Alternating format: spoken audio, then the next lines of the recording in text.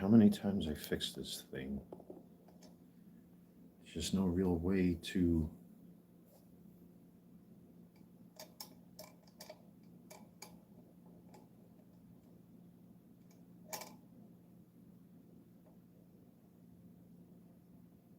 I guess that's as good as I'm gonna get. Looking like a freaking whatever that is. It's dried up laundry detergent or something. This is a nice smelling new shirt right out of my washed clothes.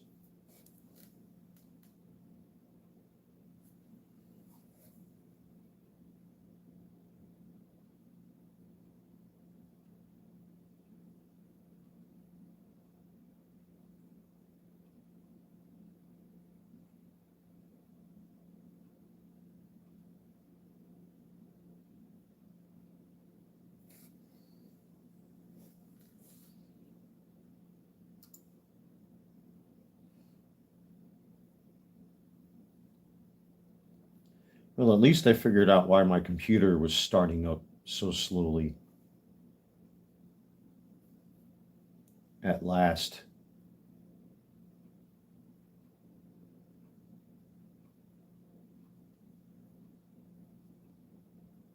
I had Dropbox.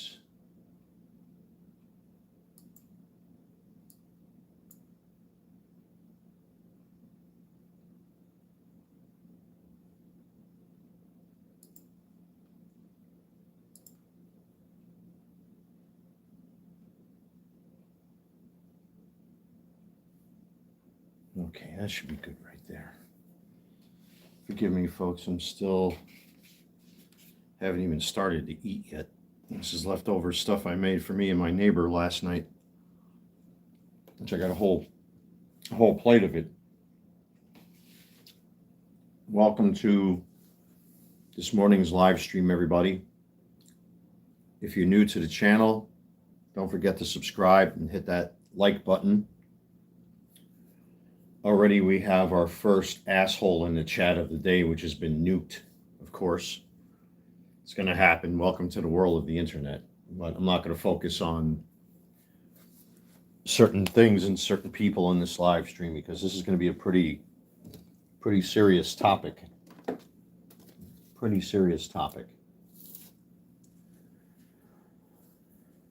I just want to get one or two more things prepared off camera here before I even get into this. So bear with me for a second. I never get these live streams right when I start them.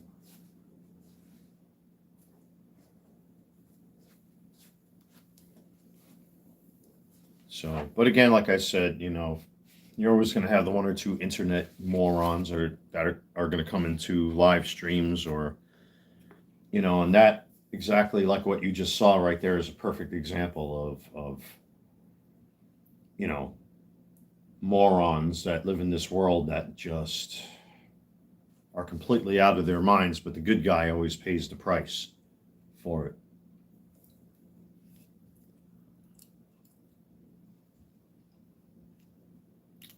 So I'll give this live stream a few more minutes before I get into this.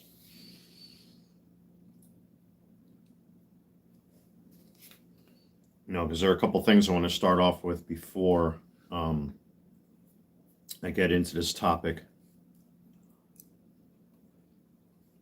Again, I hope you're all enjoying your Sunday. Alexa, what's the current forecast? The current weather is 65 degrees Fahrenheit with clear skies and sun. Today, you can expect mostly sunny weather with a high of 72 degrees and a low of 45 degrees. It's a little cooler than it was yesterday, so. And there goes this dude. No, I haven't seen him in a while. One of my feisty senior citizen neighbors is out doing a run, I guess, for food. He always, you know, he likes those microwavable cheeseburgers. I'm really not a fan of that. I rather make my own stuff, but, you know, he goes out and he buys boxes of them. But then again, he's a senior citizen. He's at that point where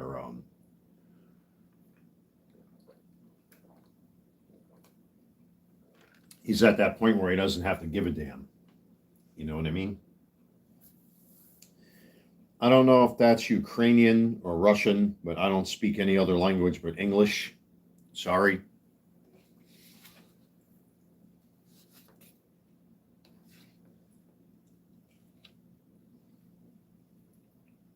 And again, like I said, we'll get into this topic. Again, if you're new to the channel, don't forget to hit that thumbs up button and subscribe.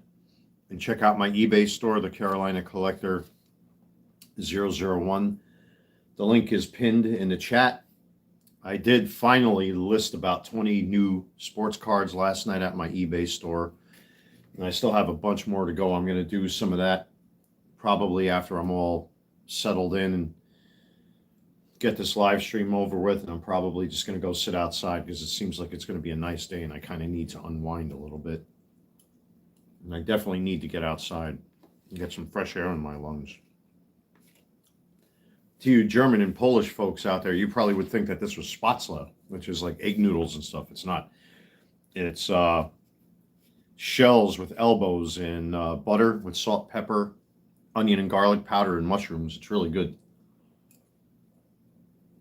I should have put a little gravy in this last night. But then what's good about this is you let it sit overnight in the butter and it softens up the noodles so much. And you get that instant blast of black pepper. That's all I use is like real black pepper.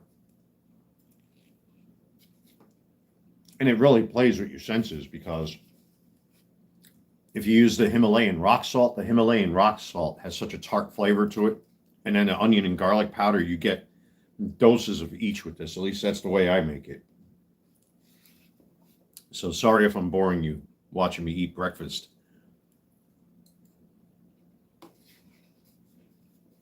But we'll get into this. So at least I have some good news.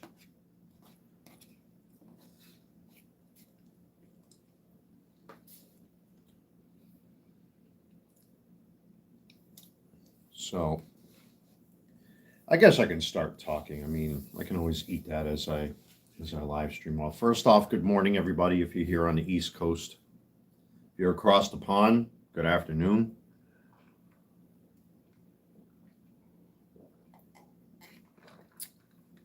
If you're on the West Coast, it's about 7 o'clock in the morning, I think. So welcome, everybody.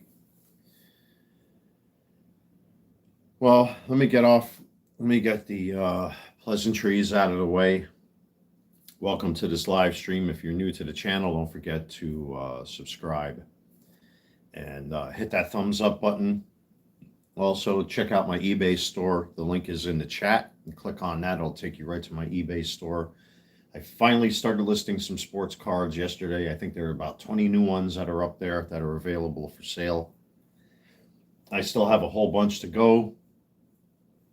I'm going to try to do my best to keep going with that. And just thank you, everybody, in general. You're all amazing people. Like I always do, I want to give a big thank you to my friends, my neighbors, my family, those closest to me, eBay customers, YouTube viewers, all that sort of thing. Thank you very much. I appreciate it. I already hear her rattling around upstairs. It's funny when you live in a wood structure building like this as a 13-year construction worker, you can tell what's built out of what, because when she walks around, you can hear the creaking and the crackling. That means, I'm living in a wood structure. And I always know when she's up when I hear that, which is funny.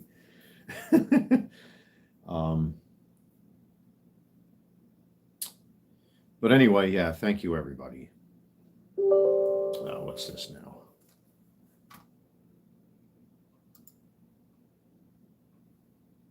Okay. So anyway, yeah, yesterday I hung around outside. Sat outside initially by myself. It was so beautiful yesterday. We actually pushed 80 degrees yesterday. It was just one of those rare. Come on, YouTube, stop messing with me here. YouTube just wants to do its own thing today. There we go. Anyway, yesterday was just one of those really picture perfect days where it was warm, it was beautiful outside, there was almost no breeze out there. All of my neighbors were outside. I mean, almost everybody I know around here by first name was outside. I mean, I was sitting out there, and a couple neighbors walk up to me, or they scream down from their patios or from their decks. I mean, it was just incredible, man. I was trying to talk to my little sister on WhatsApp. I couldn't almost do that because, there were so many people out and about, and I went to go thank one of my neighbors who gave me all of this. As a matter of fact, all the ingredients that are in here are thanks to her, by the way. So I saw her to say, give her another thank you and what have you.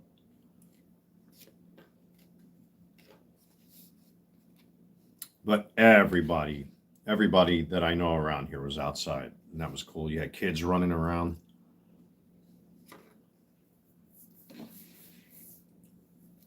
And I actually climbed into that little river that's right here. Because, there were like, I'm always finding like garbage bags and trash that either blowing there from the wind, or it's just some careless idiot tends to throw the trash wherever they want, and they don't hold on to it until they go home. And we got dumpsters everywhere here, but that's not the point. A guy like me, when you grew up in a concrete jungle like New York City, and you got garbage and trash on the sidewalks in front of your homes. I mean, there's garbage everywhere you walk in New York City. From plastic bottles to coffee cups to cigarette butts to dog feces to dead animals. Now they have a serious rat problem, rat infestation there. You learn when you live in a place like this, at least for me. A lot of people I've had a lot of people ask me, why do you care so much about picking up other people's trash when you see it, especially out here? It's because I don't want to live like that anymore. I don't want to live with garbage and trash and empty water bottles and coffee cups everywhere. I don't want to live like that. I got away from that, not to live like that ever again. And I took a vow I wouldn't let myself live like that again. That people are so careless and carefree that they just, because they have a sanitation department, they instantly assume if they throw a coffee cup over their shoulder, somebody's going to pick it up for them. And there's that blatant narcissism and arrogance that's built into, life in New York that I don't like or appreciate. So,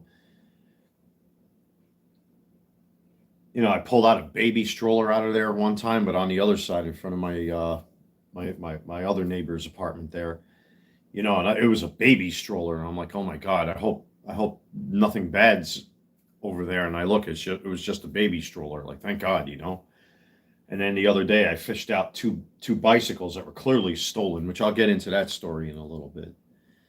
But I just don't like to see. I just don't like to see the destruction of.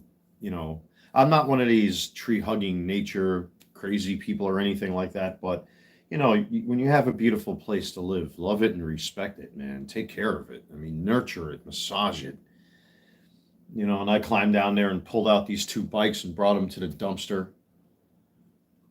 And did my usual thing like always, and would sit in my favorite spot, which I'm most likely going to do again today, it looks like, because I need to think. So, but yeah, I see garbage, I see trash, I see even bubblegum wrappers, cigarette butts. I have a tendency of cleaning up stuff because, like, I don't want to see this place fall apart like my former home did. Like, I love this place, it's my home. I care too much. I genuinely care about every leaf, every branch, every bird, every animal. I care about it.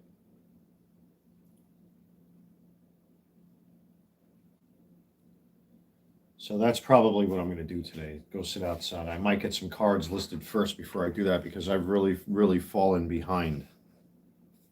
Really fallen behind. And the truth is, it's lack of motivation. Serious lack of motivation on my part.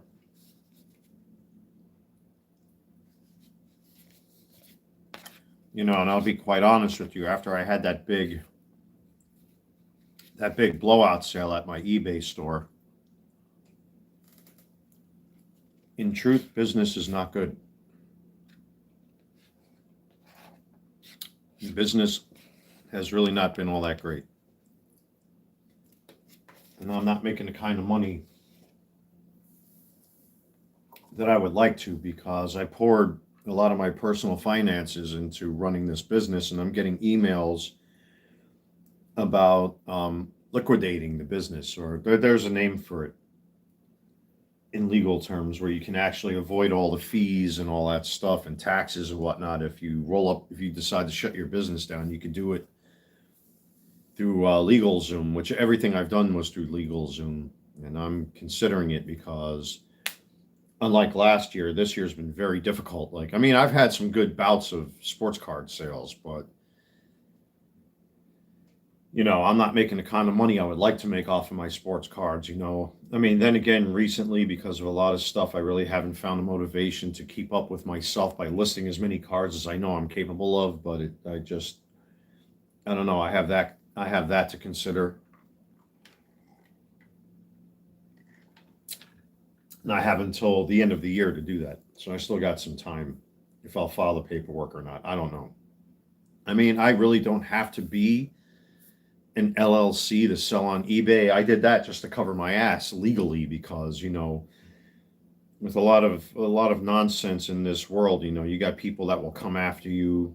I've had death threats sent to me. I've had like what happened with my ex-girlfriend this year and a lot of other things. Having that LLC puts a bit of a shield around me because not only are you doing harm to me, you're doing harm to my business, you're doing harm to my income, you're doing harm to my reputation. And having that LLC does put a shield around me. So, but it's just the fact that I'm really not making the kind of money I would like to make off of this. And I pour, thank God for my dad, man. I told my dad I wanted to be my own boss in some form or another and just get myself out of this depraved system that all of us have been involuntarily sworn to obey. I want to come and go as I please. I want to be able to wake up and eat my breakfast like I just did on my own time. When I used to live in New York, my God, you would have to wake up at like 4 o'clock in the morning, get on the subway, push and shove your way, get into pushing and shoving matches with, the people around you and get into crowds and traffic and like all this stuff. And I don't want that no more. Like, it's not the life I want. It's not the life I live. I understand why he believed the way he did, why he thought the way he did, why he did not appreciate living in New York, even though he had a fruitful career in union construction and passed that on to me. I understand now why he did not like New York.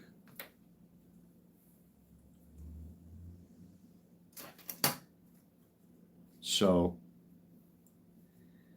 but let me just look at the chat here quickly. Hello, sir. Good morning to you as well.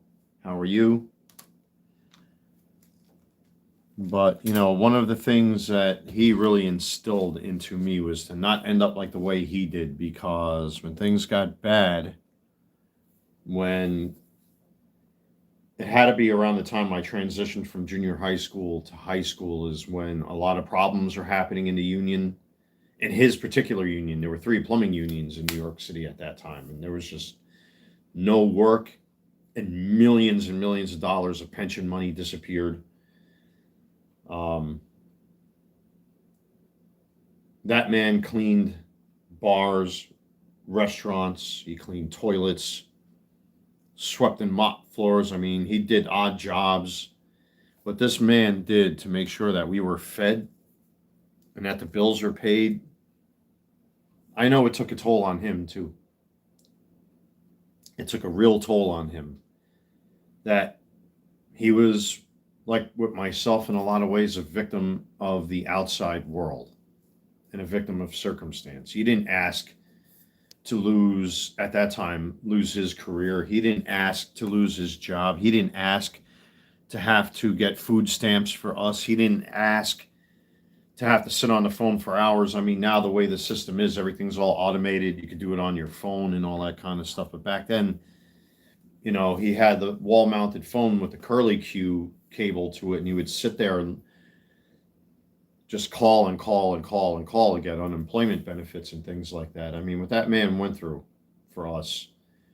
I remember as a kid going to Long Island City and going to the Department of Health and getting a literal book of food stamps. They were actual stamps in a book.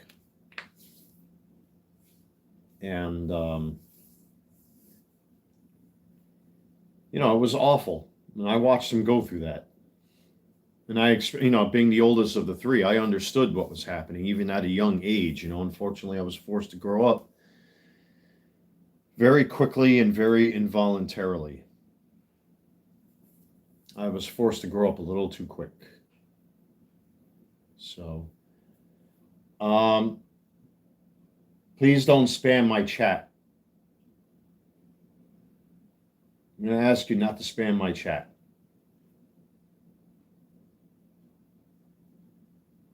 Anyway, with that being said, I watched him go through a lot, and I know it took its toll on him because up until he was able to find steady work,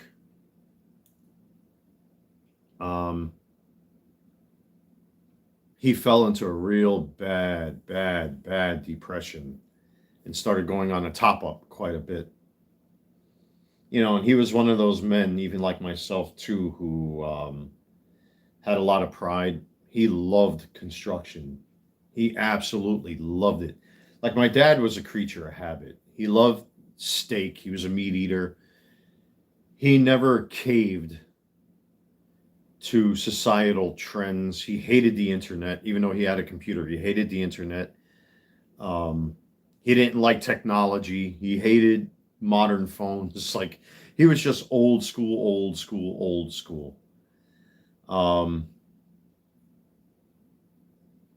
But he loved his cigarettes. He loved his beer. But when he lost his job, that broke him. And then really nasty, ugly, disgusting people out there. And I've really never told this to anybody before. Well, we were in elementary school, at least when I was and my brother was. Someone called social services on my family, falsely accusing my parents of physically abusing us, and that never happened. I can remember maybe one time or two times that my parents ever picked up a hand to us, but they never physically abused us. They never hit us. They never spanked us. Oh, they were loud. They knew how to use their voice to put us, keep us in line, but they never hit us. They never abused us. They never did any of that kind of stuff. Especially they never SA'd us. If you understand SA, they never did that. But they were very loud. The simple fact of the matter is that my younger brother and myself, we were young boys.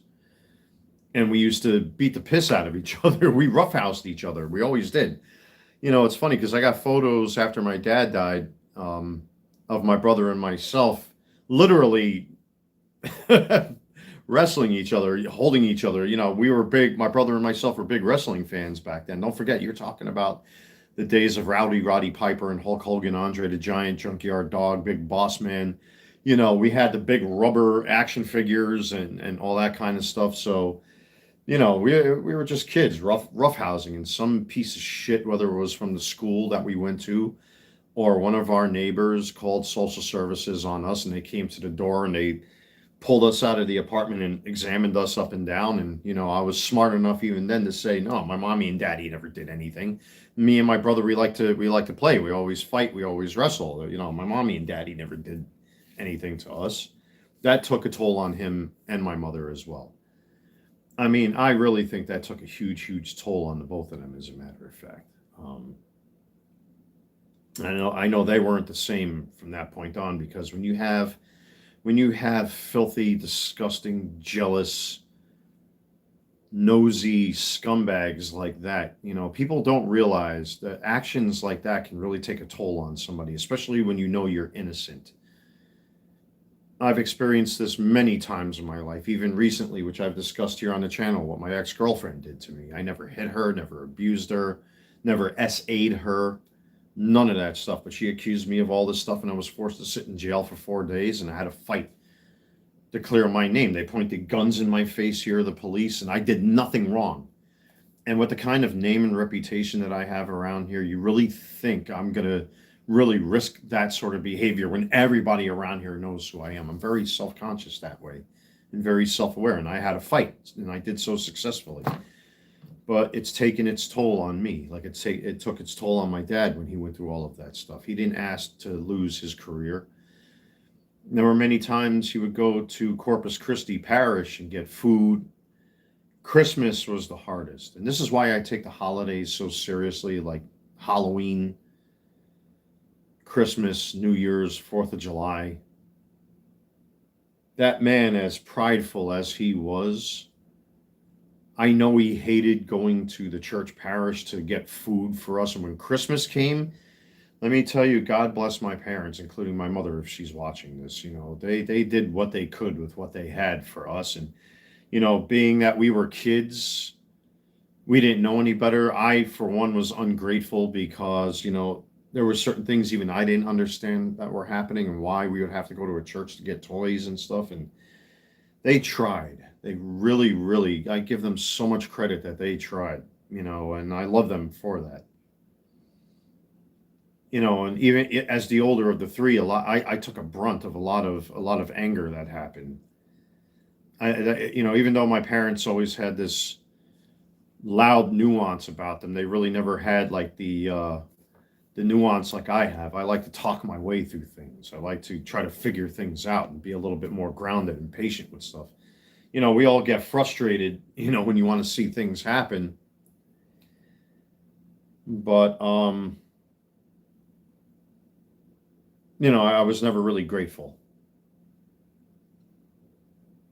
until I was an older guy, and I went through everything that I went through with homelessness, sleeping in my car, being falsely accused of cheating on the mother of my kids, which I never did. I had a bunch of assholes take photos of me at random places and dox her and dox me and send them to her, and she accused me of sleeping with multiple women, which I never did, because of jealousy or hatred or whatever it is. I mean, I've gone through a lot, man. That whole 9/11 thing, even my dad didn't understand what I was going through. Like it put me in a state of mind years ago where, at that, I mean, thank God, at least I'm not doing any heavy work anymore, that I can at least enjoy my life and walk, and, I could shop for groceries and stuff like that. I mean, every so often my back starts bothering me, but I got issues with my spine. It's called spondylosis of the spine. But at that time, because I was working in union construction like he was, I got heavily addicted to painkillers because I needed to work. I needed to make a living. I needed a paycheck. And it went from stopping myself from feeling pain to try to artificially keep myself from feeling bad up here. And one thing led to another, and I went into outpatient and all that stuff. And I haven't touched that stuff in many years. Many, many years. I refuse, because I see what fentanyl and everything does to people today. That's why I don't like marijuana. I don't smoke cigarettes. I try maybe on very rare occasions, and I've had that here on YouTube once in a while. I'll have a little bit of booze, but I dilute it with juice or, ginger ale like this or whatever. But, I see what true alcoholism and depending on marijuana, what it does to people, and fentanyl and all that stuff. So I've always had that stigma about me that I just don't like to see people all messed up and incoherent. I don't like it. And these days, my tolerance is so bad that, I start kind of like getting a little, and at least it's not anger rage or anything like that. Most people are angry alcoholics or angry drinkers. Fortunately, these days, now that I'm older, I'm not that way. But I watched my old man suffer a lot, what he went through. And I learned those lessons through him, watching him go through so much suffering and pain. He went through a lot, and he hated it, and it broke him.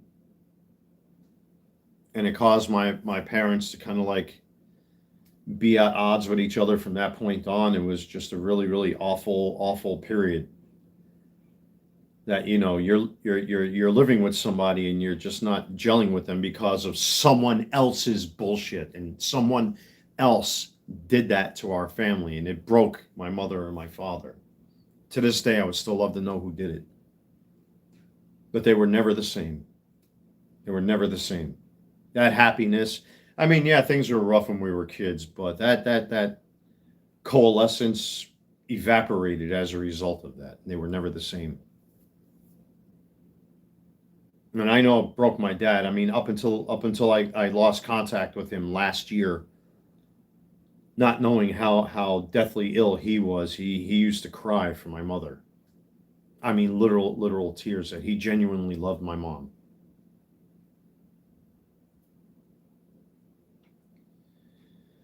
But they were at such odds with each other that I think my dad died of more than just cancer and dementia. I think he died of a broken heart. He was forced to move to a city that he hated, loathed, and despised, and rightfully so, because look at what my former home of New York has turned to. Look what the people there did to me. False accusations, courts, lawyers, this, that. What the mother of my kids did to me, I had to run. I had to get out. I wanted to die. I'm just going to say it straightforward. I wanted to die. I was in my car for a year for absolutely no reason at all. I wanted to die. I know what that feels like, to be hopeless. I also know what it is to not have anything when things like that happen. That I didn't ask for any of it. There's still no proof of any time that I ever slept with another woman or touched another woman. And people were taking photos of me at comic book conventions, because I used to do a lot of charity work up in New York dressed as Darth Vader.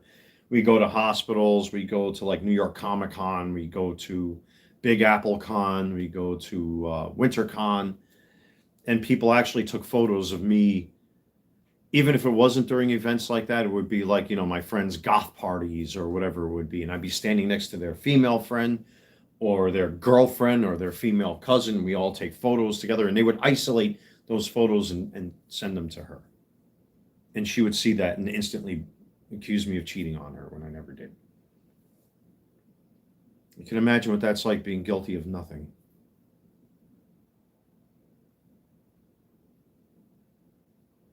Now I've lived with it all these years.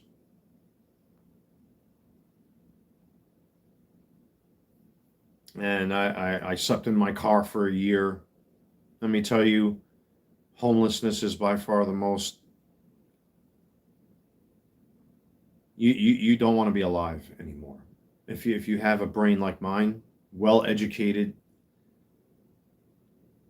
and you had a fruitful career and you had the kind of life I did, and to have all of that taken away from you because of hearsay and gossip and lies. It's like the man with the iron mask, if you know that story. And I had to sleep in my car for no reason at all for an entire year, until I finally mustered up enough money to finally save myself from, well, I think you can imply what that means. And I called up a buddy of mine and I said, you know that road trip we were always joking around about? Well, I'm about to make a one-way trip to North Carolina. There's a good friend of mine who lives where I'm currently living right now. Well, she moved to Florida recently, but a very good friend of mine that I knew for a while. I'm going. I have to get out of here. I'm going to die. I'm going to kill myself. I'm going to die.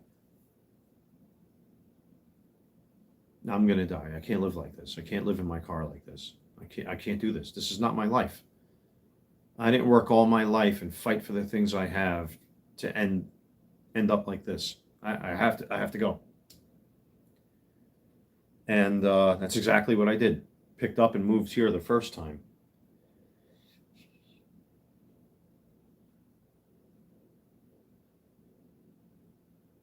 And let me tell you, it changed my life. I mean, the adjustment period was odd because here I am coming from a loud, obnoxious, self righteous, arrogant New York City. And almost everything about New York is based on arrogance. Everything has to be bigger and better, and bigger and better isn't always the best. Even the music, it's up to you, New York, New York. Bam, bam, and all that Frank Sinatra and Alicia Keys garbage. You are programmed to be arrogant. Everything has to be better. You have to be better. I mean, yeah, there's one thing to push forth your esteem and to try to be accomplished, but at what price? At what cost? It comes at a personal cost because you have to turn into an asshole and you have to treat people like they're beneath you. And I knew that wasn't the right way to be. I've learned that after many years of living here. And a lot of the people that I knew when I first moved here are still here.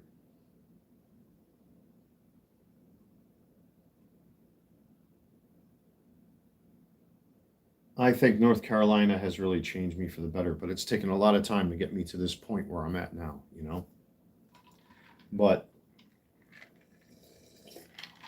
North Carolina is not without its problems because a lot of people that are coming from outside or coming from where I used to live or coming from Atlanta or wherever it is, they bring their problems with them. I'm not going to get into specifics for the sake of this live stream, but I've seen it firsthand where it's left me in defensive mode with a lot of stuff. That's all I'm going to say about that. I'm not going to get into details. But even here, I've had people online because of my political beliefs, only because of my politics and my political beliefs. When I used to do content here on the channel, when it came to conservatism and supporting Trump, people doxed me. They sent me death threats. They sent the FBI to my home twice or three times, I forget. They sent the police to my home claiming I was outside trying to target black people, which is not true. I've actually had people target me. I was on the news twice on WCNC, and these people are very good at controlling the narrative. But then meanwhile, you look at the news report and you say, oh, so it was a long-haired, skinny white kid that cut his tires. Did he go out there and cause that problem? No, because we have people that are psycho like that. But still, even when the truth is in front of people's face, people still choose with their narrow-minded belief or beliefs. They choose to see what they want to see and hear what they want to hear anyway. I can tell you that this shirt is black until I'm blue in the face, and somebody will insist it's green. You know, like I tried warning those people up there before I came back to this property. Something bad is going to happen here. I see the signs. I grew up in New York. I know these type of people. Something awful is going to happen here. And sure enough, when I came back here to live, you know what happened? 4 masked men kicked in the door of the apartment directly above my old one. I saw it coming. I knew it was going to happen. Sex toys out in the street, dildos, ass beads, condoms, human feces, water bugs, dead bugs in my bathroom, dead water bugs the size of a Zippo cigarette lighter, the size of these eye drops. Nobody wanted to listen to me. You had people breaking into the pool. I mean, dozens of people breaking into the pool, and you just had to sit there and you get put into a state of fear with that kind of stuff. Nobody wanted to listen to me. Nobody cared. Nobody cared what I had to say.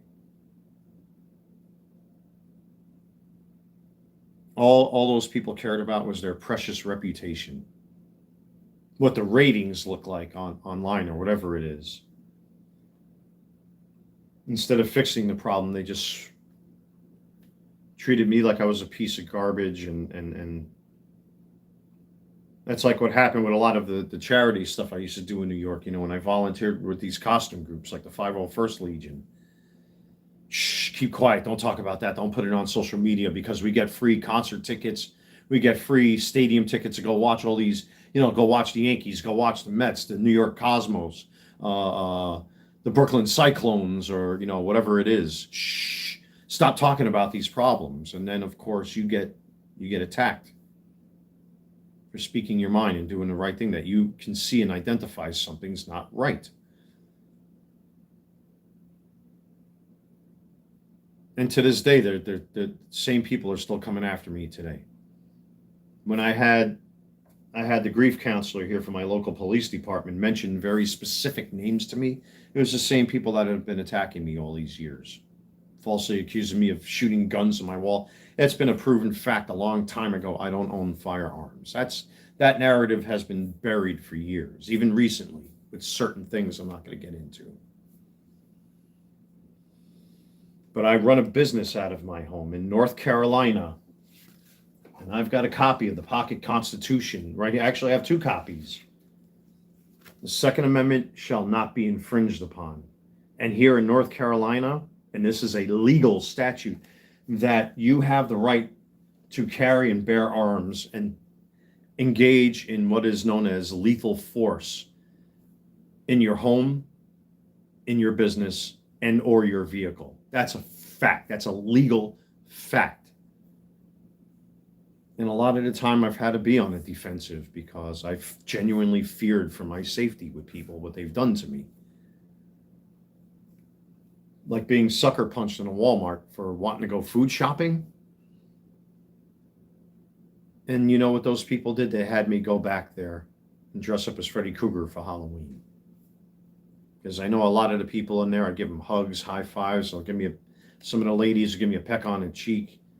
Will always tell jokes or whatnot, and they'll walk right up to me. Hey, how you doing? You're all right? That sort of thing. And that's how it's supposed to be, not this other stuff. I've talked about this kind of thing in previous, a lot of content I took down for several reasons because it's not becoming of the channel. But in order for me to be honest, I have to open up. I'm so tired of being a victim of other people's shit.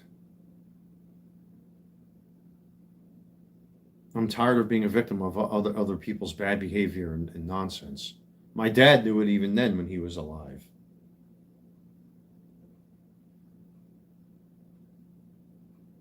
I look at this guy here, Wolf, my buddy Wolf, who passed.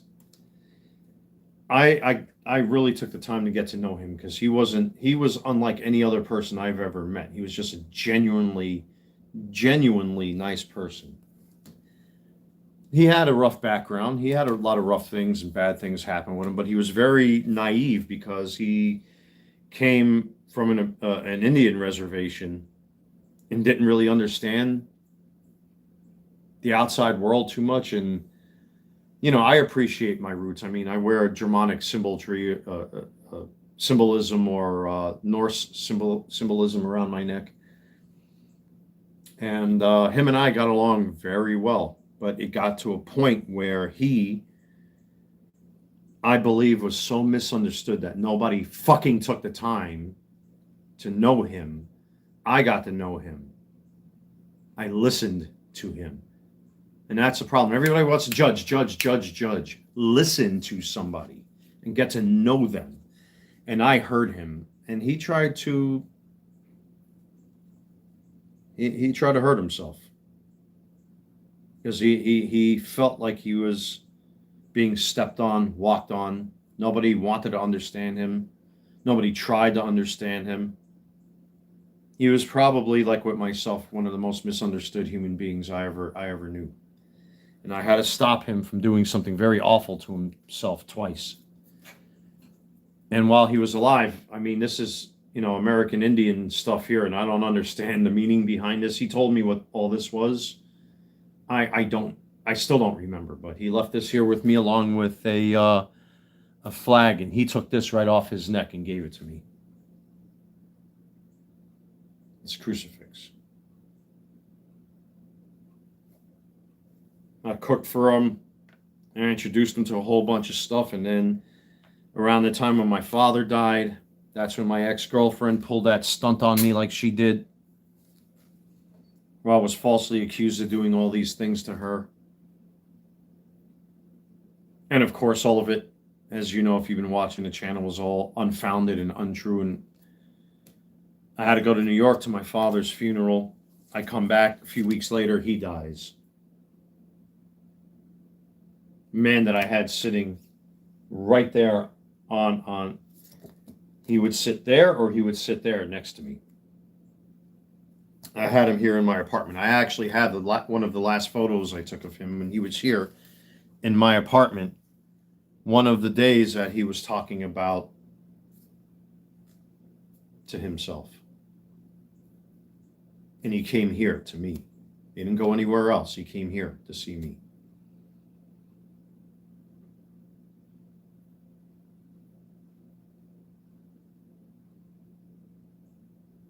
And to me, I think he was so severely misunderstood and didn't understand how arrogant and selfish and self-righteous and how full of shit people are in this part of society, that he really did not understand any of that.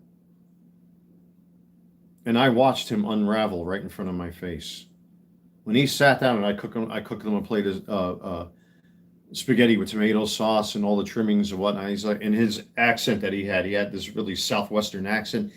You know, Walter, I never seen me some sketty before. Like, that's how he would say it. It was so innocent, like childlike almost, you know. And I'm like, you never had spaghetti? You're kidding me. He's like, no, I've seen it on television. I've seen it up on the shelf in the stores there, but I've never ate sketty. I actually made beef tartare for us a couple times. Oh, he loved that, man. You know, it's very ubiquitous within native cultures and, you know, old school cultures like that, you know, to, you know, share in, you know, like the Japanese have sushi with raw fish. A lot of European cultures eat raw meat. You know, I think the Swedish eat surströmming, which is fermented Baltic herring in the cans and all that. And you put it on matzo bread and you eat it with onions and all that kind of stuff. It's supposed to be pretty good. It's supposed to stink to high hell, but I've always been curious to try it. But when I made that tartare for him, man, he would eat that like it was nothing.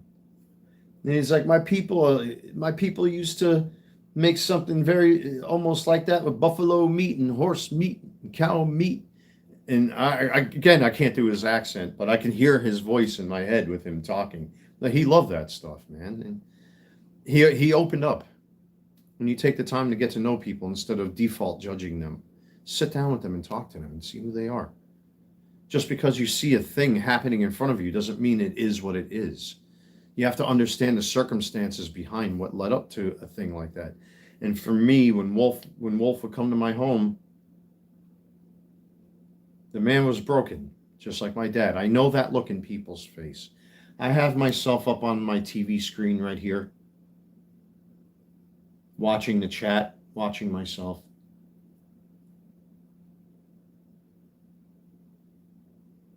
And I could see I have that same face.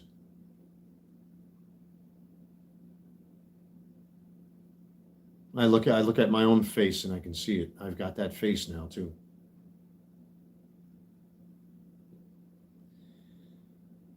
With all of my life experiences, I've worked on a lot of great projects. Like, I worked on a new Yankee Stadium in New York City. You know, I found myself working in places that no person would ever go. You know that there are certain parts of Columbia College around 116th Street where there are literal railroad tracks. I don't know if they're still there in those buildings or not, but if you go into the sublevels, there are literally railroad tracks where everything used to be, where all the heat used to be generated by coal and all that stuff. So they had their own little rail system under there. I never knew that until you see that. You know, I've been in certain subway tunnels working odd jobs with my dad, being subcontracted by the MTA, where you see like abandoned subway stations and old school architecture and things that no other person would see, you know. And I'm like, you know, working in some of these hospitals, working in some of these schools, working in some of these, you know, big public works jobs. I mean, you know, I found myself in places working that no person would ever see from behind the scenes. You know, you really don't know. Like, most people take it for granted that when you turn the faucet, the water runs. Well, you don't know the systems that it takes to get that water to end up in your hands or in your cooking pot. where it comes from, how all of that system works, and seeing that from beginning to end in most cases, I mean, was a unique, a unique thing for me. And you appreciate stuff like that. I've met all kinds of politicians, and I got photos with probably a couple dozen politicians in New York City when I was going through my whole 9/11 fight, getting invited to events to be with them, and they expedited a lot of the paperwork on my behalf for me, which was good because I needed the help. But there were a lot of situations I didn't ask for and didn't want either because of other people's actions. I mean, I'm not going to sit here and pretend I'm an angel. Hey, man, I made a lot of mistakes in my life, but a lot of the things I've gone through is a result of the outside world.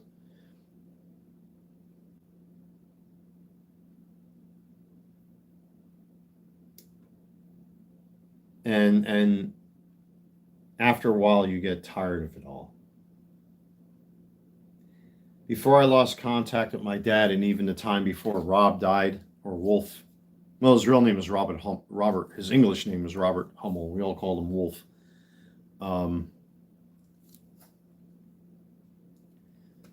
When I started losing contact with my father last year, I mean, my family I knew he was sick already.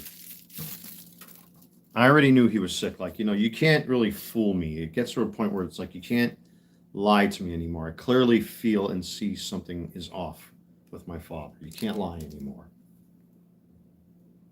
You can't keep things from me anymore. I'm too astute for anybody to not tell me the truth. What is going on here? What's happening here? And even with some of the conversations I had with him, you can tell he would try to focus on one conversation and he would just stray away. He knew he was at his end. Just like Rob. Rob was telling me all sorts of stuff. Both of these guys had this weird way of conveying that they knew their time was coming. I can't explain it. I've heard about things like this before. But now having it happen twice to me,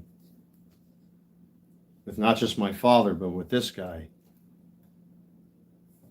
you can see it in somebody's face. You can hear it in their face. Like my father would not only, even Wolf, the two of them were very morbid with a lot of stuff towards the end. Like they knew. Wolf would tell me about ulcers he had in his stomach. That he had problems with his heart.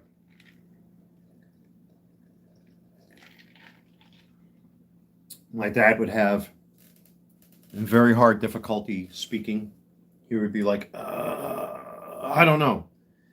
I would say, hey, man, I had my buddies over and I had the girlfriend over. This is when everything was going good between her and I. Like last year was picture perfect.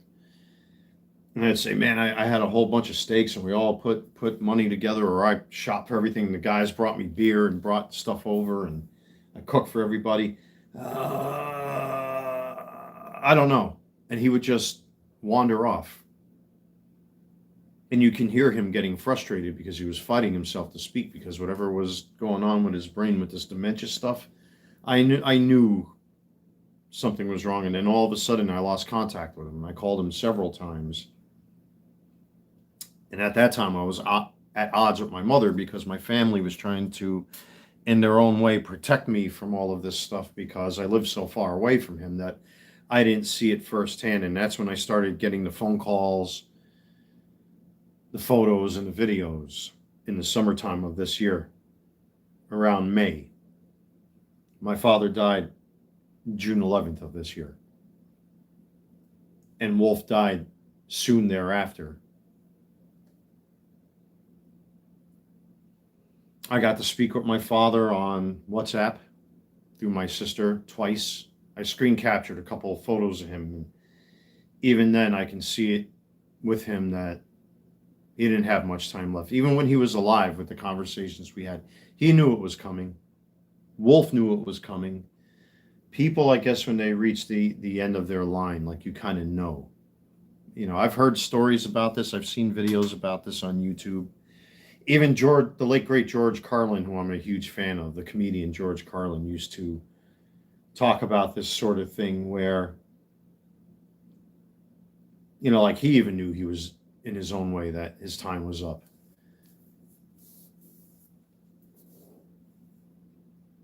You know, when you go through so much and you live such a life and all of a sudden you see the world a little different. I guess we as people, we as human beings over time or through evolution or maybe religious belief or maybe a combination of both, have like this instinct built into us, like you just know. You start feeling a certain way, you start talking a certain way, you start thinking a certain way. And I would tell my dad would say like really, really off the wall stuff. And I thought he was, because he had like that morbid sense of humor to begin with anyway. And I thought he was kidding. And it turns out he wasn't. Like he knew what was coming. You know, he knew what was coming. He saw what was about to happen to him. And I guess in his own way he accepted it. And then that was it. And it was the same thing with Wolf. When Wolf would come up here, he had that look in his face. Just like my dad did. When I took photos of him and talked to him on the phone, he had that face like he knew. He knew it. I can't, there's no adjective, descriptor, or words that I can conceive of right now that can describe the look in these men's faces prior to them leaving this world. You can see it in their faces. They would start talking a certain way, they would start feeling a certain way, they would start acting a certain way. I think Wolf was tired of hurting. He always talked about stomach pains and ulcers and his heart and everything. Eventually, he died of cardiac arrest, by the way. You know, my dad, I've got his death certificate in my paperwork there somewhere. There was a couple things that caused a cascade of events to happen with my dad prior to him dying, but my dad knew it too. And the look on his face, and the language he would use, his mannerisms, his tone of voice, his body, all that stuff. Like he knew. They both knew. When Wolf was here in my home and I tried to stop him from doing this thing to himself twice, I saw it in his face. He had this look like,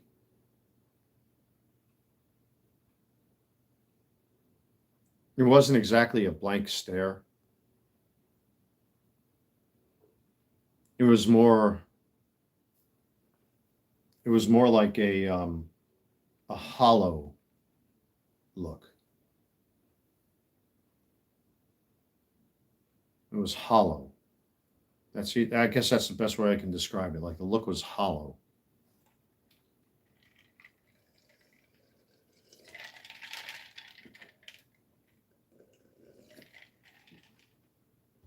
It was a mix of sadness and fear.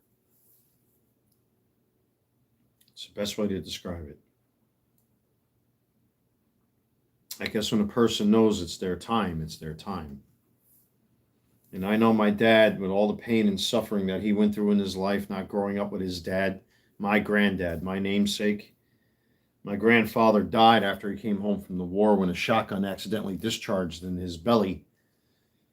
It was just a freak accident. My dad never was asked to be raised without his dad. My mom never asked to be raised without her mom. My mom's mom died when she was young. They didn't ask for that. A lot of things that happened with me, I didn't ask for and didn't want, but I shouldn't have to be punished or beat up or tortured or be taught a lesson because somebody either doesn't like me or doesn't agree with me or doesn't like my politics or just doesn't like me personally for whatever. It's not fair. In Wolf, I think whatever it was, because he was opening up to me little by little about why he left and why he ended up in the shelter system and all that kind of stuff and what led him to certain behaviors. Like he trusted me to open up to me about a lot of the things why he ended up the way he did. And I think this man was severely misunderstood and was not given a chance to be understood, especially when you come from an alien culture. And I say alien as far as outside us stupid fucking Americans that are in this country that are fighting over skin color and politics and who duct tapes their genitals to the side of their leg and who dresses in it. It's like bullshit, man. He genuinely didn't understand how fucked up our American society is coming from that world. He didn't know. He really did not understand. He never led me to believe that he was telling me lies. He was so heartfelt and so genuine, at least with me. I don't think anybody really gave this man a chance. And I think he died like my dad. I think these two men both died of a broken heart because of the things that they went through, things that they didn't ask for, things that they didn't want in their lives. My dad never asked for a life without his own father. He never asked to go through what he went through in his life. I'm sure he didn't. I know I didn't. There are things even recently, which I'm not going to discuss here on camera, that I didn't want, I didn't ask for, I shouldn't be blamed for. I shouldn't be put in the same category as. And I'm worn down too. When I sit by myself, people have been saying it. I look at myself here. I can see it in my face. Even with 5 o'clock shadow, I can see how thin and sunk in I am.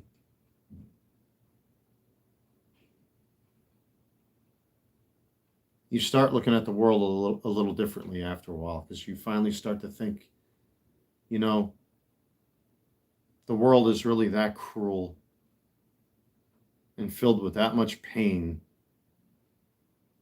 And I've talked about my battles with depression because there's things I didn't ask for in my life. Things I never wanted to be homeless. I never thought I'd be homeless. I never expected to be homeless.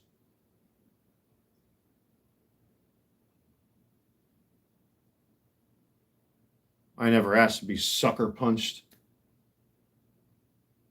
at my Walmart here. And I can tell you until I'm blue in my face that, when I was at when I was at that ground zero, man, you really appreciate life. Everybody wants to walk around pretending that they're a hip hop star or that there's some Beyonce diva or, that they are a rock and roll star. You don't realize how fragile we are. And when you see like what I saw, and I was only there for a handful of days, you really don't realize how finite life is and how precious and sacred life is until you see that, what I saw. And I remember it vividly. I can describe it in detail, but I'm not going to do that because it would be disrespectful. And would dishonor the dead, it would dishonor the families, it would dishonor, everybody involved. So that part of it I keep with me. But if you really want to know about the human race, not everybody's a hip hop star. People are walking around pretending that they're superheroes and pirates and, super strong men, and you're not.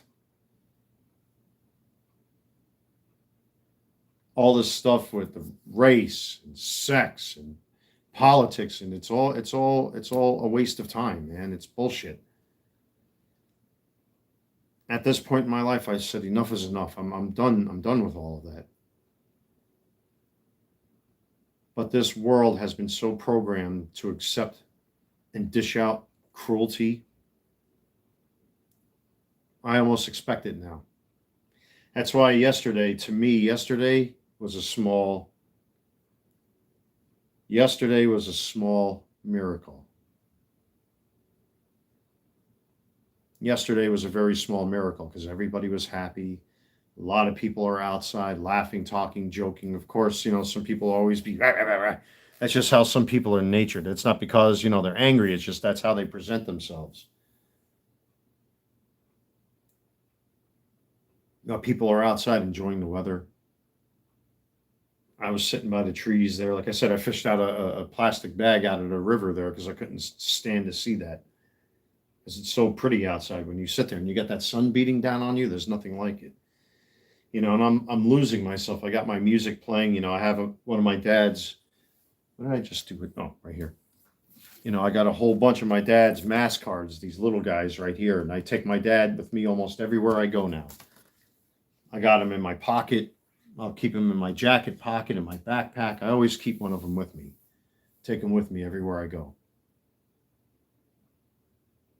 And everybody, a couple people are up on their stoops, talking across their stoops and talking, you know, because we've been having issues with the cable here recently. I just got a brand new modem right there. As a matter of fact, I had Spectrum come 2 days ago and redid everything in back of my TV again. So, but that's like the talk. That's like the talk of the town. You know, it's a small town here. It's a small little neighborhood. You know, and what affects one affects all. You know, and I made some of that food that my neighbor gave me. You know, we found my neighbor's bike. Well, actually, he originally found it first. And whoever stole it, I guess, tried to drive downhill because when you exit the property, it goes into like an incline, and in order to go into the strip mall, I mean, you can walk by foot, but it's a real steep incline, and I think somebody was trying to ride the thing downhill, and they blatantly painted it or tried in a really really amateurish way, spray painted it white. And he found it, and I'm sitting there yesterday, and he never see. This is where you get to know people. I pride myself on learning people's mannerisms, body language, how fast they walk. Why do they not have their cane in their hand, for example? Why are they doing that? And he just comes limping out because he's had, you know, hip surgery in the past, so he's got like a weird walk to him. And he came out talking to himself, and I turned around and said, "Hey, you're right." He's like, "I think I found the bike," and I kind of like shrugged it off, and I'm like, "Oh, wait a minute, that's right, I forgot his bike got stolen." So I gave myself about 10 or 15 seconds to process that. And if a thief or thieves stole that bike, you're talking about a senior citizen that could potentially get jumped if he decides to go and try to get that bike back by himself. So I ran my chair and table upstairs, threw my backpack, you know, into my apartment and chased him down. Thank God nobody was there, but you clearly see the bike was abandoned. So whoever tried to ride the bike, the tire was completely bent out of shape. The tire seized into the braking clamp, so you couldn't even ride the bike. But it was blatantly spray painted with white. And thank God I had isopropyl alcohol and Goo Gone and paint thinner. I had it up on his patio and cleaned off as much of that paint as possible. I had like an old toothbrush to get into the cracks and crevices and everything. He was so happy with that. Not often do you find stolen goods like that, but you know, I was worried because I thought he might get jumped.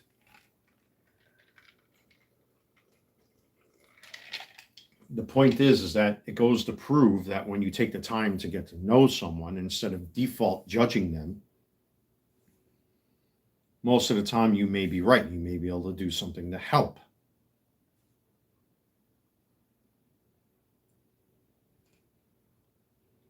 You know, in all my life, you know, in my own way, you know, I've displayed empathy in more ways than one. But as I've got older, I become a lot more sympathetic to people suffering because after being homeless, man, you don't want that. You really don't want it. Just had it the other day. I took it out even for this. Oh, here it is. I'm going to show you guys something I've only showed to a handful of people. And you're going to see how fat my face is in this photo. That's how much weight or how much I used to weigh. This is my New York City Parks Department pass. Never showed that really to anybody. You're going to see the photo of my fat face. And I gained all that weight years and years ago right there before I moved to North Carolina. It's the only place besides my parents' home because, you know, again, my parents are at odds. It was very difficult to stay there.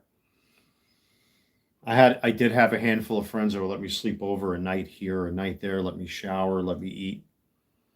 But most of that time, most of that year, I slept in my car. And the only place I could shower was the Parks Department. And at least I had a warm place. Let me tell you what Christmas was like.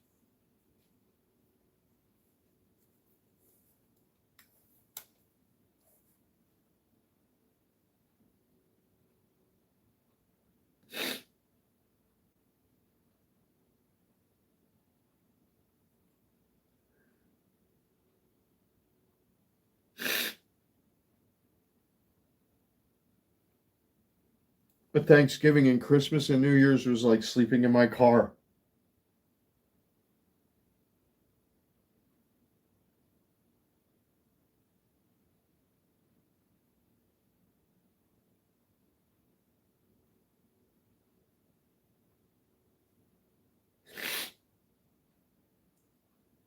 I've never felt more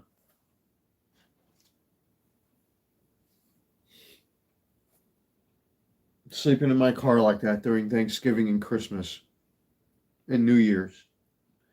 I never felt more alone.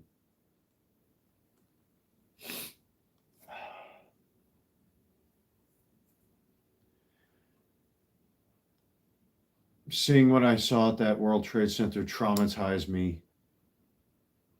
When I volunteered in all those parishes when Superstorm Sandy hit, especially in Bell Harbor, Queens, or you think it's like, wow, at that time when things were better for me, you got a roof over your head, and now you see this concrete pad where somebody's house once stood, where probably somebody had kids running around, where somebody probably grew up in as a kid themselves, where they probably had Thanksgiving and Christmas and New Year's, that now all that's left is a concrete pad where a house once stood.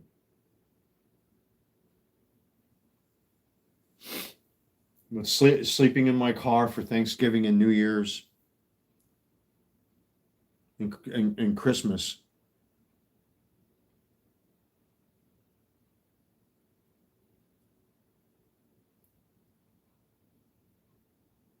All of those things traumatized me more than any of you could ever imagine, more than even my own family could imagine.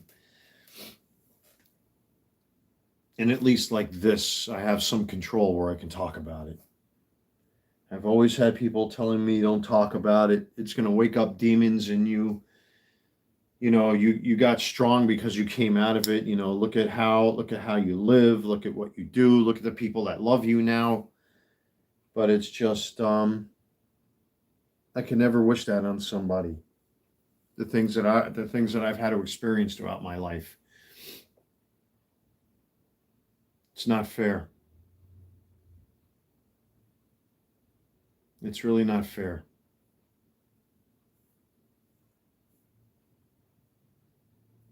I've had people stab me in my back, make up lies about me, betray me.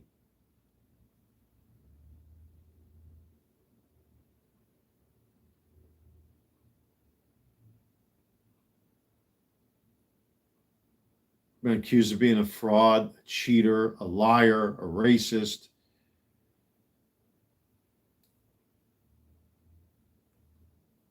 It's a disaster. It's a real mess. And I understand now why my father, for a long time, drank the way he did. And he hated it. And he lived with all of that. At least as I got older, and as my dad got older, him and I smoothed out our differences. And when I moved down here, I'd call him all the time, and he would call me because my dad felt that loneliness. He felt very much alone. He felt like he was by himself, that nobody understood what he was feeling. I know I certainly do now, but that's like when nobody seems to care. Yeah, I'm sorry, dollar bills. I'm so deep into telling the story. Don't think I'm not paying attention to the chat. It's just I'm kind of just summarizing, a lot of the things that I've been through, in life, and where it may lead to again.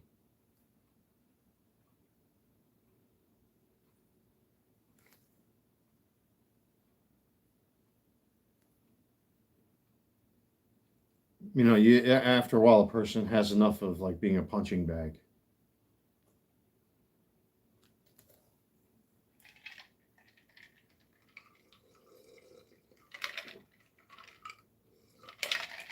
I mean, God bless my neighbors. My mother and myself. We talk now every so often. I talk with my sister. I don't bother I don't bother my brother because my brother's dealing with a lot with my niece. She just had really intense and crazy surgery on her back. And I'm helpless to do anything about it.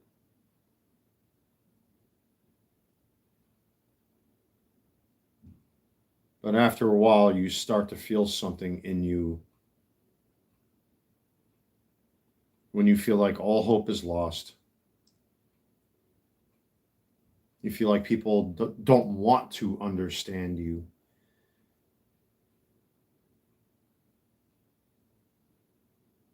They listen to gossip about you. One minute they got a big smile in front of you, and the next minute they're giving you the side eye, like you insulted their mother or something. When I sat outside yesterday by myself, I'm not going to lie to any of you, watching how happy everybody was around me and how happy they were around each other here.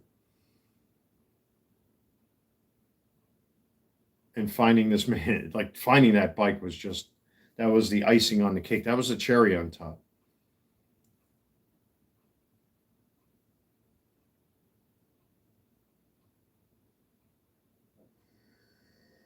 There was something I was looking at in the trees, in the grass, in the faces of the people around me yesterday that I was observing for the very first time, and this time it was different.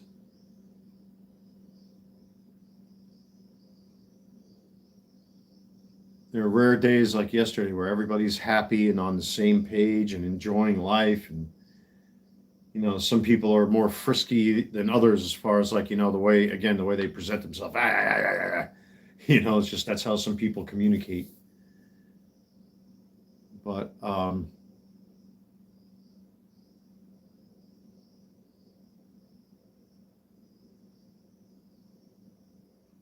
there was one or two singular thoughts that crossed my mind yesterday.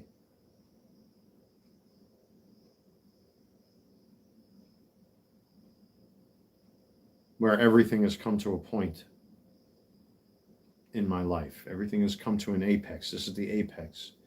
This is the climax. This is like, the most important part of a movie. It's like this is the point. This is it right here. And I saw that yesterday. And even today I'm looking out my window knowing what the temperature is. As a matter of fact, I should open this door. Usually I have my door open because I don't like that feeling of being closed in like that. Oh yeah, it's gorgeous out there. Oh man, you can feel that as soon as you open up the door. It's like this blast of fresh air coming in on you. Oh, that feels nice. I can turn this off at least.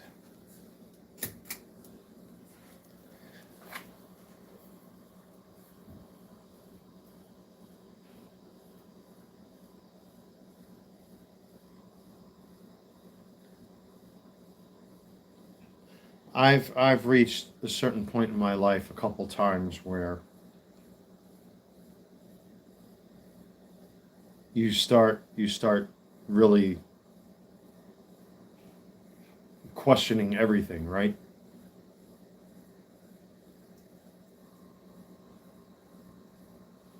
And even when I was sleeping in my car,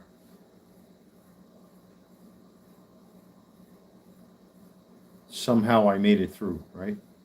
And survived. When people called the police on me for no wrongdoing, when people were accusing me of plotting to go after the president and the vice president, calling the FBI on me, that traumatized me to no end because I knew it wasn't true. What my ex-girlfriend did to me this year, I knew it wasn't true.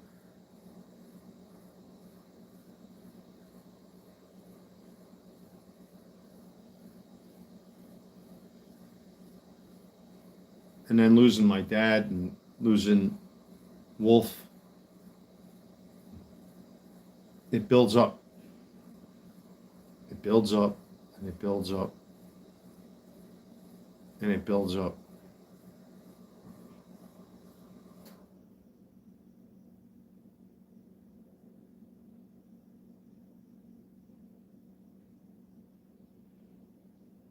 And then you start to look at the world in a funny way. I saw that look in my dad's face when I got to talk to him a couple weeks before he passed.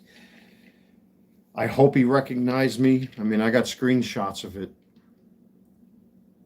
With him, he looked like he was just staring up into outer space because whatever it was in his brain and all the medicine and painkillers that were given him to make him feel comfortable, he looked like he was just staring out into space. So I hope he recognized me. And when Wolf was here and he had that look in his face, that hopeless, hollow look, he knew it was coming. My dad knew it was coming.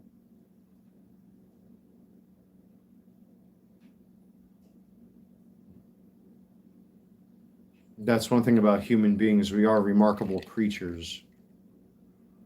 Like, I can tell when somebody looks at me differently than what they did yesterday for no reason. I know something's wrong. I could feel it. One day you could be waving high and they're like, hey, what's going on? And then 2 days later, they're like, oh, okay. Then you shake their hand. Hey, you all right? And then they keep treating you like that. That means something changed. And I'm the same guy all day, every day.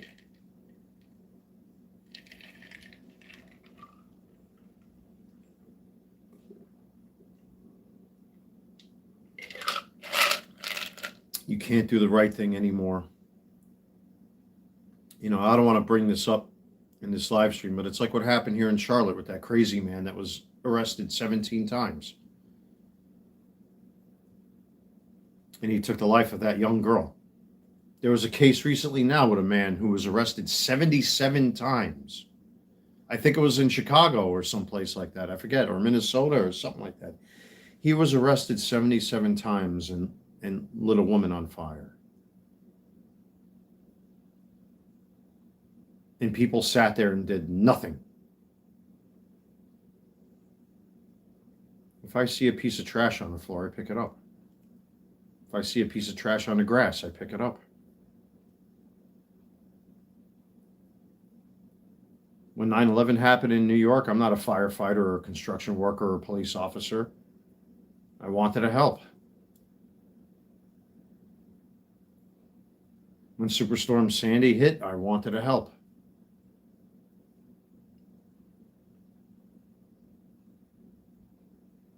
The good guys always lose. Always.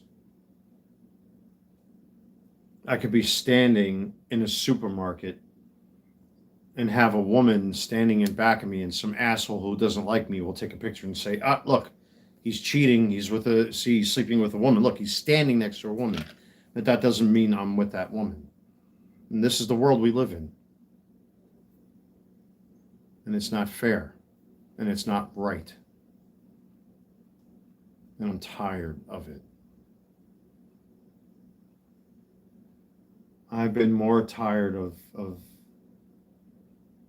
these social crimes than any of you could ever imagine. I'm so tired of, even throughout the years before I got diagnosed with sarcoidosis and post-traumatic stress, I'm tired of the doctors. I'm tired of the lawyers. I'm tired of the specialists. I'm tired of Zoom hearings. I'm tired of the false accusations. I'm tired of being scapegoated. I'm tired of being let down by the people around me. I'm tired of being hurt. I can't even trust getting into a relationship anymore.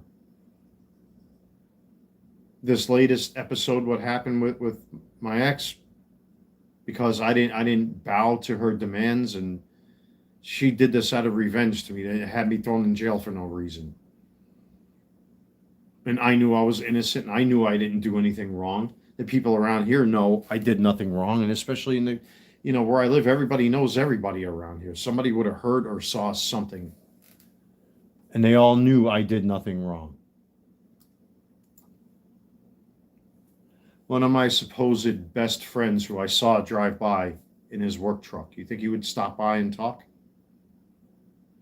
It's better to listen to what random strangers that you don't know that tell you things about me that aren't true. It's better to listen to them than actually look the person in their face. Because people at heart are cowards. I just saw him like 5 minutes ago drive by with his truck, his pickup truck, one of two trucks. And I remember when he got that truck because he used to have a Toyota Tundra, and he traded it in for this truck, and now he's got all the work details on it. He chose to listen to what random internet people told him about me that doxed him and made up lies about me, but then you know me for 8 years and you choose to listen to random internet people. There is no more loyalty. Friendships these days, I think friendships are saying that you have a friend. I think it's just a thing to say. I think it's just a catchphrase or a slogan. It doesn't mean anything anymore.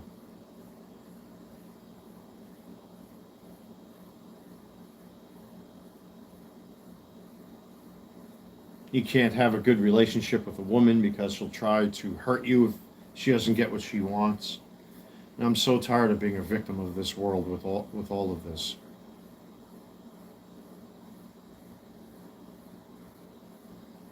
You know, I started this little eBay business and got into these hobbies to get away from all this stuff, but somewhere in my heart and soul, I feel that this year is just not over yet. And there's more pain and suffering to come, and I can't take not one more. I can't take one more bad thing to happen.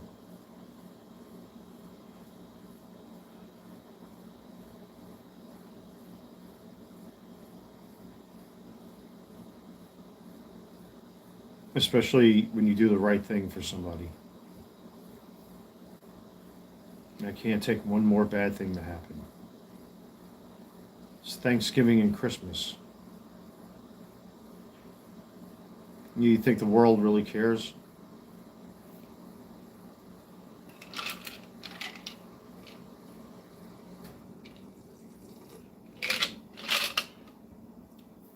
And despite my best attempts to hide it, at this point in my life, I've never felt more alone, more isolated.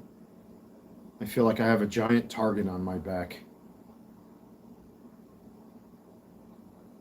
Where last year I was running around, or we were all running around on each other's patios like little kids, playing drinking games and having a good time with each other. And I had a woman that I thought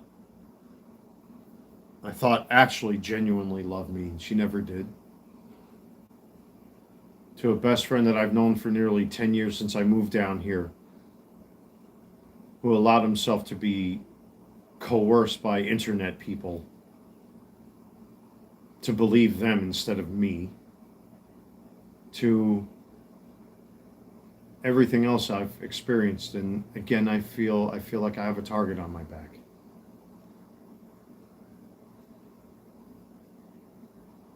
I feel isolated. I feel alone. I feel helpless. I feel scared.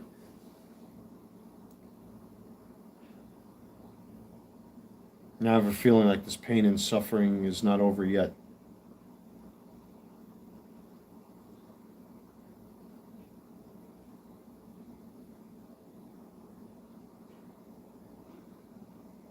See, you hear this peace and quiet in the back, except with the machinery running in the background and stuff. I just want to sit by the trees. I want to watch the birds. I want to listen to my music. I want to laugh. I want to tell jokes. I want that sun to beat down on my face. I want to see, like yesterday, there were deer walking around yesterday. Right by me. I took photos of it. It's on my community page. Like, that's the life. That's my life. That's my life I want. But there are forces that are out there that have completely taken control of my life and play games with my life. And every time I try to take a little bit of that control back into my hands, like with my eBay business,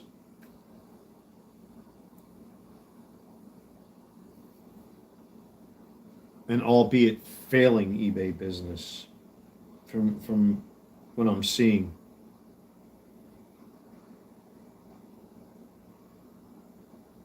This world has its hands around my throat. When is the time to stop breathing?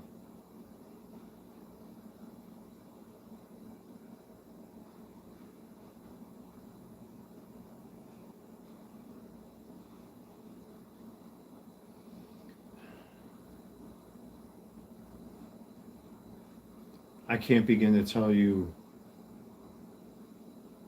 since the inception of this channel, how happy I was to finally get everything together, and I thought I finally figured it all out. I would never have to struggle again. I would never have to fight for anything anymore.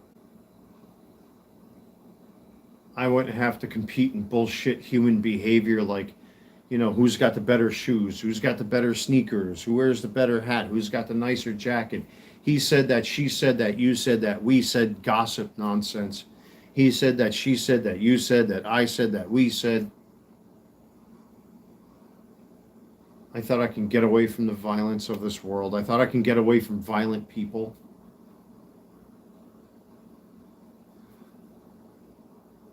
And I just feel like this world has total control over me in more ways than one.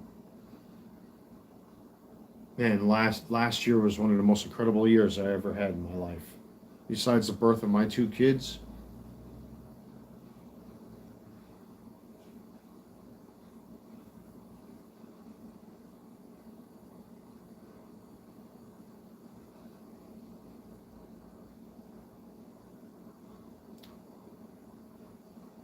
And now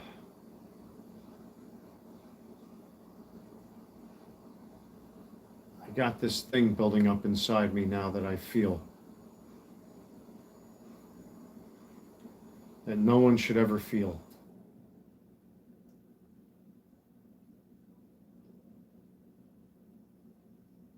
Heartbroken, alone, lonely, isolated, misunderstood, unfairly judged.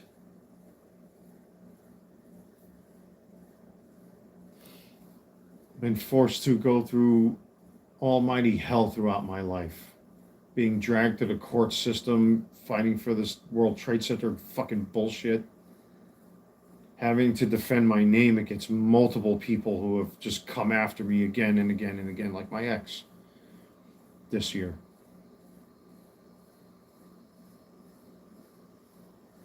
And a lot of other things I'm not going to discuss here. When do I get a break? I can feel something is off. Something is seriously off. Every fiber in my being and every bit of my soul is telling me something's off. Something's not right. Something is off. And I know it, and I feel it.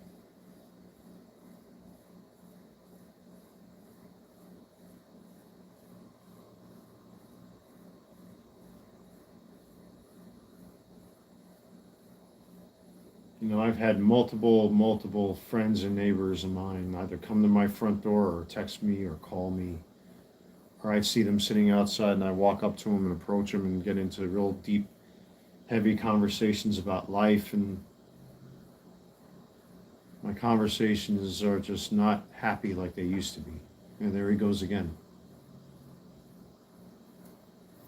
I don't know if the camera will catch him. You might not be able to see it. No, my camera's not angled properly. You think this man would take the time to come over and say, hey, I'm sorry. This is wrong. I should have listened to you.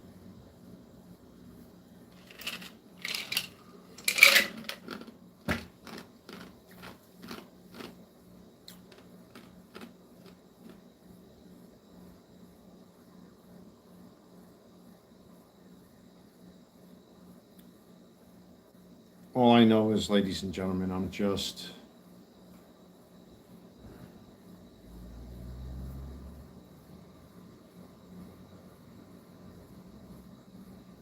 very, very afraid for what the future holds for me.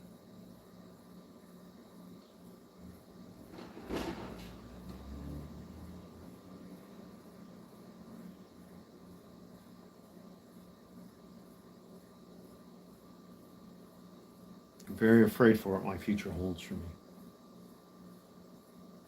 I thought at this point I could finally have some closure in my life and have some control.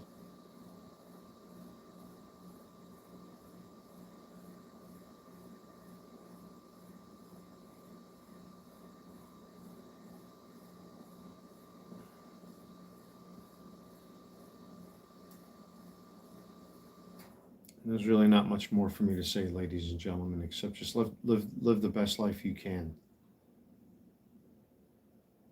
There's so much evil in this world, and so many evil people in this world. You don't have to be a victim of all of this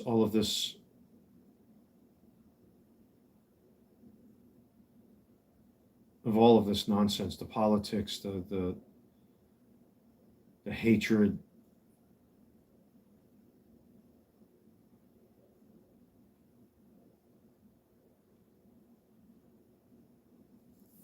You don't have to feel alone or be in pain. You shouldn't have to carry guilt and regret.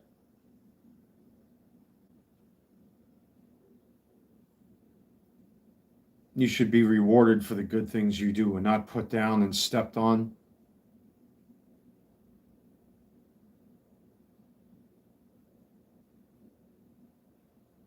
You shouldn't be afraid of people's skin color. You shouldn't be afraid of.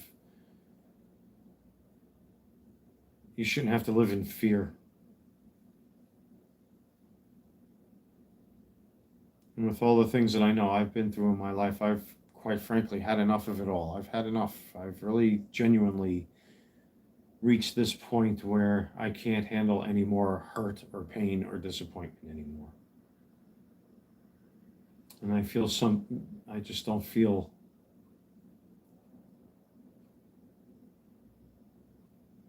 Like I said, I finally thought I had everything locked down. I thought I had everything under control. And this outside world is what's causing the things happening to me. That's not me being a narcissist. I'm tired of being the world's floor mat to wipe its feet off on. And I really appreciate the sentiment of many, many good people here, even though they're misunderstood and quirky in their own way. You know, for people to come knocking on my door, asking how I'm doing, people giving me good advice when I see them, or coming down here or coming up here, or seeing them outside.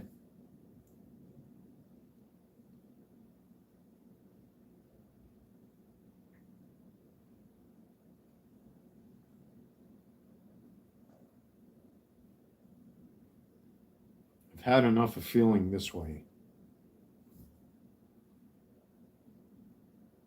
I've had enough of feeling lost. I've had enough of being people's scapegoat. I'm tired of being blamed for other people's bad behavior. I'm tired of people coming after me on the internet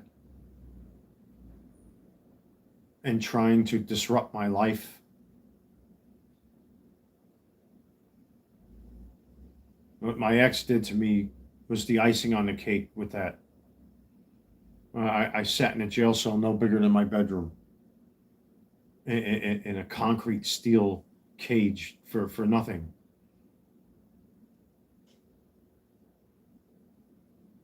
And everything else that's happened since.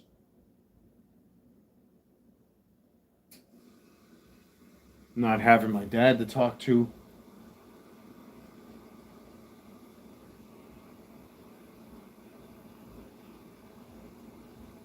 I've had enough. I feel very much alone, folks. I feel alone. I feel lost.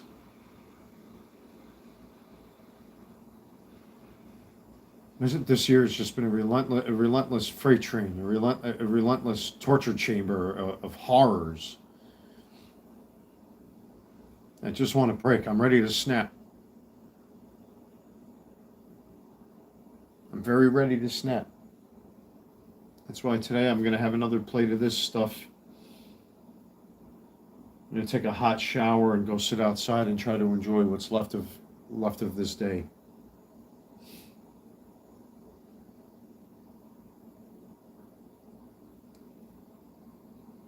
You have no idea how sorry I am for being me.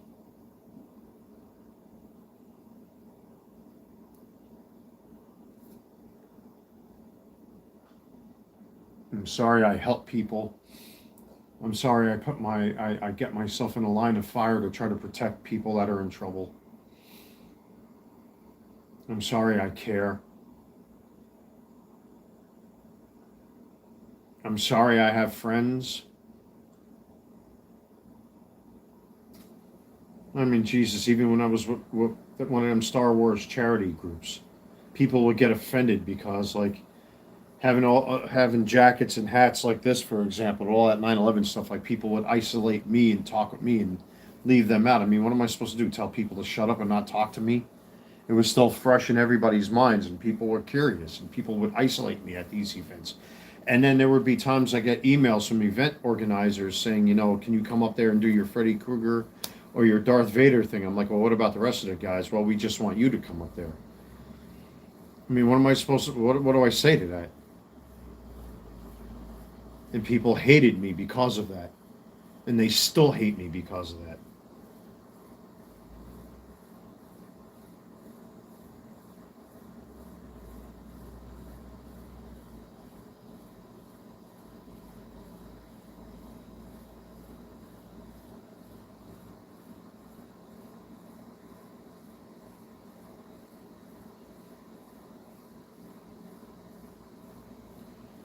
There's not much more to say, everybody. I think I've poured my heart and soul into this live stream, and it'll fall on deaf ears anyway. Because at the end of the day, I'm just a little nobody here on the internet. And I'm a little nobody in my personal life. I mean, even though so many people have really showed so much kindness to me,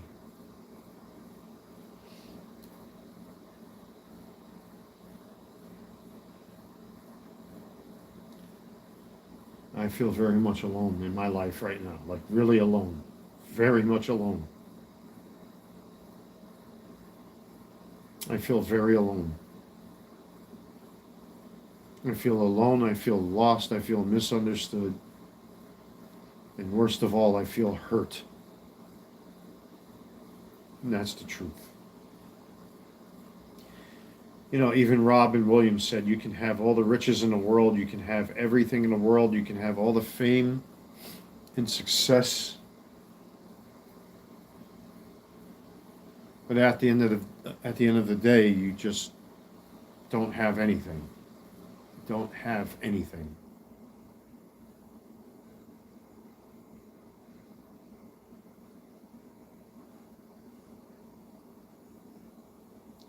I just want to really just go clean up and go sit outside and try to enjoy what's left of this weather.